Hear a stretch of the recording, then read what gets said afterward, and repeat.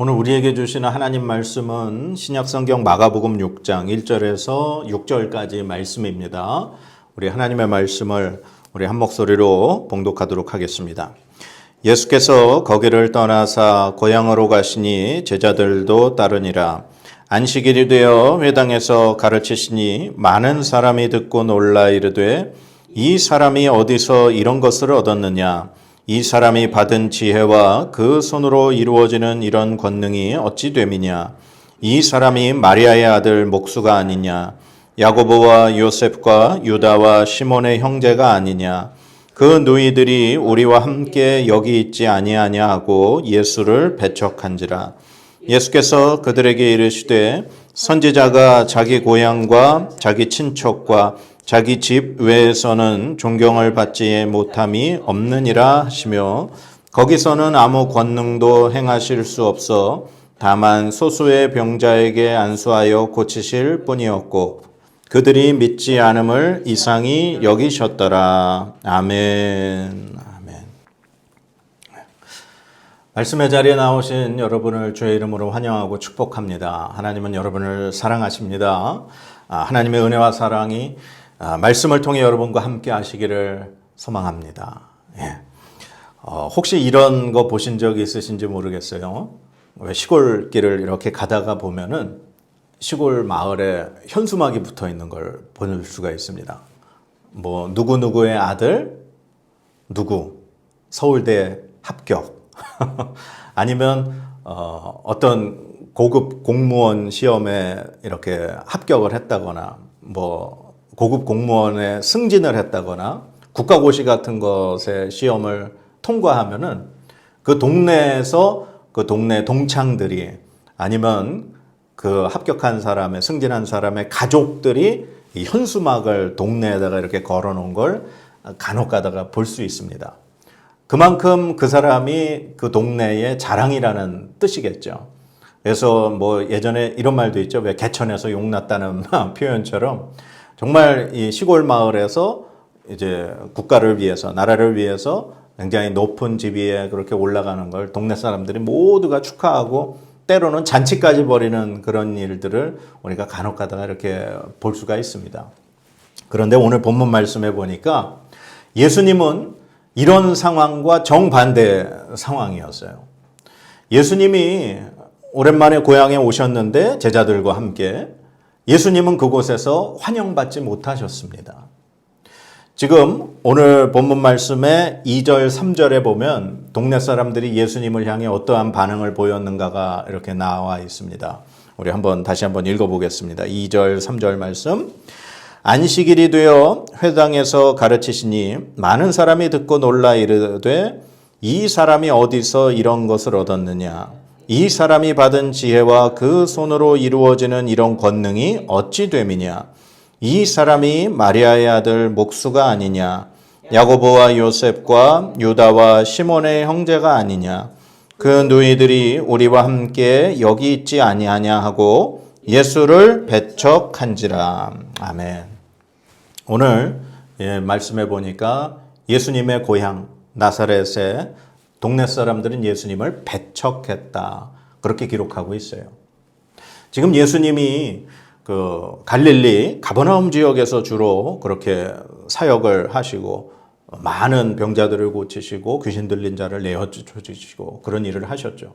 그러다가 지금 예수님이 제자들과 함께 고향에 오신 겁니다. 그러나 이 고향 사람들의 이 말을 보면 저가 마리아의 아들 목수가 아니냐. 그리고 예수님의 그 동생들의 이름을 나열하면서 이들과 이 누이들이 지금 우리와 함께 살고 있지 아니하냐. 근데 저 사람이 도대체 어떻게 저런 권능과 어떤 말씀의 능력을 행할 수가 있느냐 하면서 예수를 믿지 않았다. 예수님을 배척했다. 성경은 그렇게 기록하고 있습니다. 그러면 도대체 이 동네 사람들은 왜 예수님을 배척했을까요? 왜 예수님을 이렇게 받아들이지 않고 예수님이 베푸시는 기적과 예수님이 가르쳐 주시는 그 하나님의 말씀에 대해서 그들은 받아들이지 않았을까요? 우리가 그 부분에 대해서 오늘 이 말씀을 통해서 좀 생각해 보고자 합니다. 그것과 이제 별개로 우리가 이제 왜 성경 말씀에 예수님이 목수였다라고 그렇게 우리가 알고 있잖아요.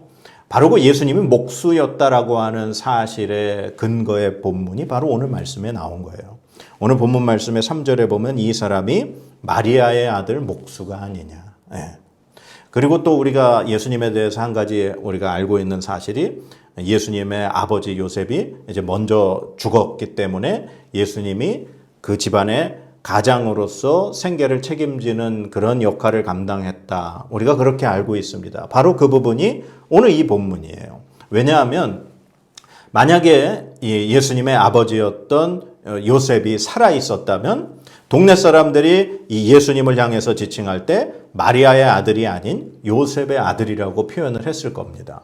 그러나 이 표현을 빌려서 이제 사람들 학자들은 생각하기를 요셉은 이제 일찍 죽었다라고 그렇게 생각을 하는 거죠. 그래서 예수님을 향해서 마리아의 아들 목수라는 표현을 한 겁니다. 이것은 또 다른 의미가 있는데 무엇이냐면 예수님을 약간 얕잡아 보는 그런 표현이기도 합니다. 마리아의 아들 목수라는 표현은 여자의 아들이라는 표현으로 당시 2000년 전에 이 유대 이스라엘 사회에서 여자의 아들이라는 표현은 조금 그 사람을 상당히 낮게 그렇게 부르는 표현이 바로 여자의 아들이라고 하는 그런 표현으로도 볼 수 있다고 합니다. 그러니 예수님이 동네 사람들에게 어떠한 지금 취급을 당했는지 우리가 조금은 알 수 있는 거죠. 그리고 예수님에게는 다른 형제들이 있었다라는 이 성경의 본문의 근거도 오늘 이 3절 말씀에 있는 겁니다. 예수님의 그 남자 형제들의 이름이 등장하죠. 야고보, 요셉, 유다, 시몬, 그리고 이제 다른 누이들도 함께 있었다라고 하는 것을 통해서 예수님에게는 다른 육신의 형제들이 함께 있었다라는 것을 우리가 말씀을 통해 알 수 있다라고 하는 겁니다. 자, 그러면 다시 본문의 내용으로 돌아와서 과연 이 동네 사람들이 왜 예수님을 받아들이지 않았을까? 이 부분에 대해서 우리가 같이 말씀을 생각할 건데, 예수님께서 이제 공생에 이제 본격적인 하나님 나라의 복음의 말씀을 선포하시면서 이제 하나님의 그 구원의 사역을 감당하시기 시작한 것이 성경에는 예수님이 한 30세쯤 되었을 때다. 그렇게 기록이 되어 있습니다. 그 말씀이 누가복음 3장 23절에 있는데요. 예수께서 가르치심을 시작하실 때에 30세쯤 되시니라. 아멘. 이렇게 기록이 되어 있습니다. 그러니까 예수님께서 이제 30세 거의 될 때까지는 예수님의 이 고향 나사렛에서 예수님의 어머니와 예수님의 형제들과 목수로서 그렇게 평범한 인간의 삶을 사셨다는 이야기입니다. 그러니까 오늘 동네 사람들이 예수님을 그렇게 받아들이지 못했던 이유 중에 하나도 그가 30세, 예수님이 30세가 될 때면은 당시에 굉장히 오랜 기간인 겁니다. 30년 가까이를 자기들과 함께 지내며 살았던 저 예수가 어떻게 저런 일을 행할 수 있는가라고 동네 사람들이 생각을 했다라고 하는 거죠. 그러니까 예수님의 어머니와 형제들과 가족들과 함께 평범한 인간으로서의 삶을 그렇게 사셨던 것은 분명합니다. 예수님은 이 땅에 인간의 몸으로 태어나신 완전한 인간이시기 때문이었죠. 그러나 예수님께서 이 30세쯤 되었을 때 예수님은 하나님의 때가 되었고 그때 결국 예수님은 세례 요한에게 세례를 받으셨습니다. 그리고 세례 받으시는 순간 하늘에서 하늘문이 열리며 성령 하나님이 비둘기의 모습과 같이 예수님에게 임하셨습니다. 그리고 예수님은 성령의 인도하심을 받아서 광야에서 40일 동안 금식하시면서 마귀에게 시험을 당하셨습니다. 그러나 예수님은 하나님의 말씀으로 그 마귀의 시험을 모두 물리치시고 이기셨습니다. 그렇게 시험을 끝나시고 난 이후에 예수님은 회개하라 천국이 가까웠다 선포하시면서 본격적인 하나님 나라의 말씀을 선포하셨습니다. 그리고 복음의 사역을 시작하시면서 사람들을 치유하시는 역사를 일으키셨습니다. 그래서 예수님은 갈릴리 가버나움이라고 하는 곳에서 그 주로 활동하시면서 수많은 병자들을 치료하셨죠. 그리고 귀신 들린 사람들을 고쳐주셨습니다. 그리고 자신을 따르는 수많은 사람들 속에서 특별히 12명에게 사도라는 직분을 부여하시면서 그들을 예수님 곁에 가까이 두는 그런 일도 하셨습니다. 그리고 불과 몇 주 전에 우리가 살펴보았듯이 예수님은 심지어 죽은 회당장 야이로의 딸까지 살리시는 놀라운 기적을 베푸시는 그런 사역을 하셨다고 하는 것입니다. 그렇게 예수님이 갈릴리에서 그런 공생의 사역을 하시고 이 제자들과 함께 다시 예수님의 고향인 나사렛으로 오늘 들어가신 것이 오늘 본문의 시작이었습니다. 그래서 학자들은 예수님께서 이 고향으로 다시 돌아오신 기간을 이 공생애를 시작하시고 나서 불과 아무리 오랜 시간을 잡아도 한 2년 정도 그렇게 잡습니다. 그러니까 예수님이 한 2년 만에 제자들과 함께 고향에 오신 것이죠. 그런데 이 동네 사람들은 예수님에 대한 기억이 자신과 함께 살았던, 자신들과 함께 커갔던 그런 인간의 예수밖에는 그들은 기억하지 못한다고 하는 사실입니다. 예수님이 분명히 고향 나사렛에 오셔서 병자들을 안수하셔서 고쳐주셨습니다. 왜냐하면은 오늘 2절 말씀에 보니까 안식일이 되어 회당에서 가르치시니 많은 사람이 듣고 놀라 이르되 이 사람이 어디서 이런 것을 얻었느냐? 이 사람이 받은 지혜와 그 손으로 이루어지는 이런 권능이 어찌 됨이냐? 이렇게 기록하고 있습니다. 그러니까 이미 예수님께서 안식일이 되시기 전에 그곳에서 병자들을 고치셨던 기적을 이들이 고백하고 있는 것을 우리가 확인할 수 있다는 거죠.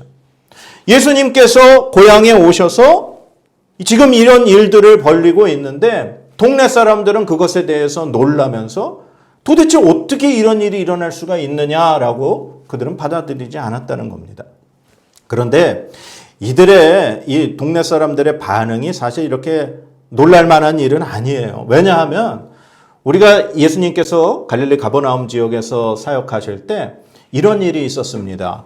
그 마가복음 3장 21절에 보면은 예수의 친족들이 듣고 그를 붙들러 나오니 이는 그가 미쳤다 하밀러라. 아멘. 이미 예수님께서 그때 말씀을 가르치실 때 예수님의 친족들이 예수님을 붙들러 나왔었던 그런 사건이 있었습니다. 바로 예수님의 친족들조차 예수님이 미쳤다라고 생각해서 예수님을 지금 데리러 이 갈릴리에 왔었던 그 사건을 기억을 해보면 예수님의 소문이 이미 예수님이 이 고향에 오시기 이전에 동네에는 예수님에 대한 소문이 다 나 있었다는 얘기예요. 그러나 예수님에 대한 소문이 동네 사람들에게는 결코 좋은 소문이 아니었다라고 우리가 짐작할 수 있다라는 겁니다. 예수님의 가족들이 예수님을 미쳤다고 생각할 정도였으면 예수님의 그 좁은 고향 동네에서 예수님에 대한 인식이 어떠했는가를 짐작해 볼 수 있다라는 거죠.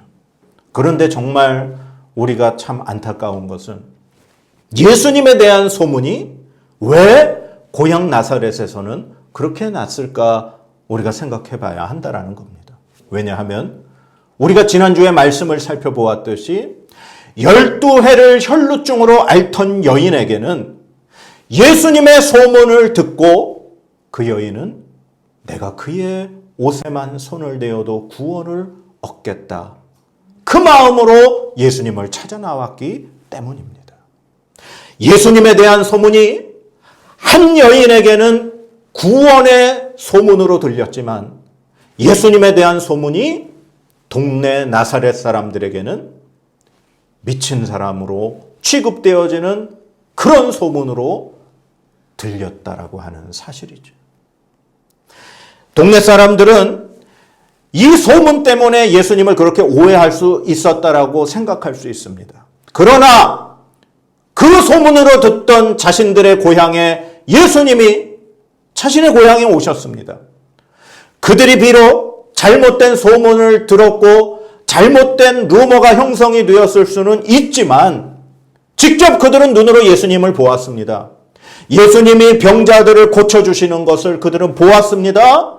그리고 그들이 안식일 날 회당에서 예수님이 하나님의 말씀을 가르쳐 주시는 소식을 들었습니다. 그들은 직접 그들의 눈으로 보고 들었음에도 불구하고 예수님을 배척했습니다. 예수님의 과거의 사실을, 예수님의 그 육신의 형제들의 그런 사실들을 언급하면서 예수님을 받아들이지 않았습니다. 왜 그랬을까요? 바로 그들은 마음이 굳어져 버렸기 때문입니다. 그들은 과거에만 사로잡혀서 예수님이 하나님의 아들이시면서 인간이시지만 그들은 인간 예수님만 볼 줄 알았고, 그들은 하나님의 아들이신 그들을 구원하실 그리스도 메시아라는 사실을 보지 못하고 듣지 못했다는 사실입니다. 왜 그랬습니까? 그들의 마음이 굳어졌기 때문입니다. 하나님의 때에 하나님은 예수님을 공생애로 시작하게 하셨습니다. 우리가 예수님을 믿을 때, 우리가 예수님에 대해서 말할 때 예수님은 완벽한 인간이시며 완벽한 하나님이시라고 그렇게 고백하고 말을 합니다. 왜냐하면 예수님은 우리를 구원하시기 위해 하나님이신 그분이 인간의 몸을 입고 이 땅에 태어나셨습니다. 그리고 인간의 삶을 그대로 30년 가까이 사셨습니다. 그래서 예수님은 우리 인간의 모든 감정과 고통과 그 모든 희노애락을 그대로 다 경험하셨습니다. 예수님은 완벽한 인간이십니다. 그러나 예수님은 완벽한 인간이시면서 온 인류를 구원하시기 위해 십자가에 지시고 3일 만에 부활하신 완벽한 하나님이십니다. 예수님은 완전한 하나님이시기에 죽음의 권세를 뚫고 부활의 능력으로 부활하셔서 하나님 나라에 승천하셔서 이 땅에 심판하러 오실 영원한 구세주 그리스도이심을 우리가 믿고 고백하는 것입니다. 그러나 동네 사람들은, 예수님의 고향 사람들은 예수님을 하나님이 아닌 오직 인간으로만 알고 그렇게 인식하고 있었다라고 하는 사실입니다. 이 동네 사람들은 예수님에 대한 참된 모습, 예수님이 이제 공생애를 시작하시면서 세례 받으시고 시험 받으시고 예수님께서 하나님 나라의 복음을 선포하시면서 병든 자들을 치유하시고 귀신들을 몰아내시는 그 능력의 하나님의 아들이신 그 메시아의 모습을 이 동네 사람들은 볼 수가 없었습니다. 그들의 마음이 굳어지고 가리워졌기 때문입니다. 모태신앙이나 신앙생활을 오래 하신 분들이 은혜 받기가 어렵다고 얘기들을 많이 합니다.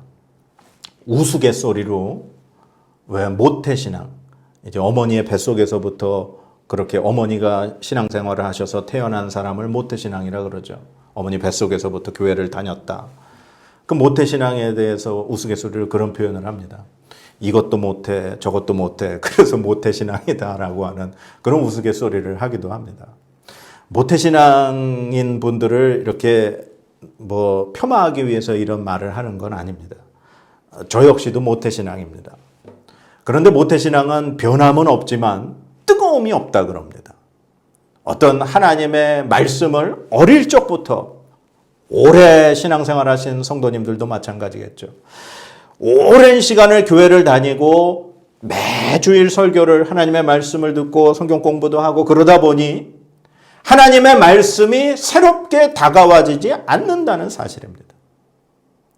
하나님의 말씀을 들을 때 저거 예전에 들었던 말씀, 내가 잘 아는 말씀. 그러다 보니 하나님의 말씀이 선포되어질 때 그 말씀이 새로운 말씀, 능력의 말씀이 아닌 내가 예전에 알고 있는 말씀으로 다가온다는 안타까운 사실입니다. 그래서 모태신앙이나 신앙생활을 오래 하신 분들이 주일날 예배에서 말씀을 통해 하나님의 은혜를 받기가 어렵다는 그런 말을 합니다.